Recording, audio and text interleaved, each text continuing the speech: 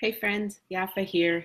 Daisy's outside and Rocket and Sadie are sleeping, so I thought it might be a safe time to go live for you. A little less eventful than yesterday. If you would like to watch dogs wrestling in the background, though, I highly recommend yesterday's live to you. Anyway, I did promise that I would come back on and give you tips for being more mindful of your eating. These are from this book called Mindless Eating by Brian Wansink.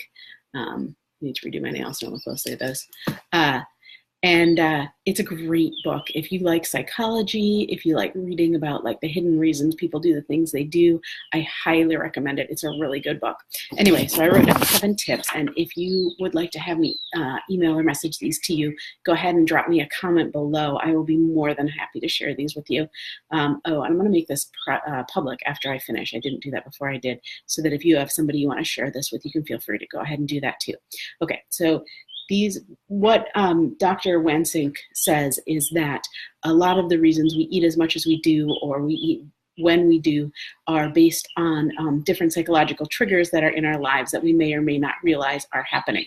So these are 7 easy tips that will lead. They're small things to do, but they'll lead to big changes. And I also mentioned this not yesterday, but the day before when I was talking about the book Compound Effect, which is another great read by Darren Hardy, to small changes over time make a big difference. So these are 7 small changes. So the first one is to eat 20% less. And he found that 20% is as much as you can cut without your brain actually noticing that you're eating less. So 30% is too much. You start noticing, you start feeling deprived, even if you're not. But 20% is just right. And he said, except for vegetables, but so make those 20% more. Okay, so that's tip 1. Tip 2 is to plate everything before you eat it. Never eat directly from the package. You will eat way more than you want to, but put everything on the plate before you start eating. The third thing is to use smaller bowls and plates, and this helps trick your mind. If you take a portion and you put it on a small plate, it looks like a lot more than the same size portion on a larger plate. So you want to make yourself think that you are eating less than you are actually eating. Or sorry, you want to make yourself think you are eating more than you are actually eating. So tip number 3 was to use smaller bowls and plates. Oh, and here's an interesting thing too. He said use glasses that are tall. Use glasses that are like the tall, narrow glasses, not the short, wide ones. Even if they're the same amount of ounces that they each hold, you think that the tall, narrow ones hold more. So you'll think you're actually drinking more than you are.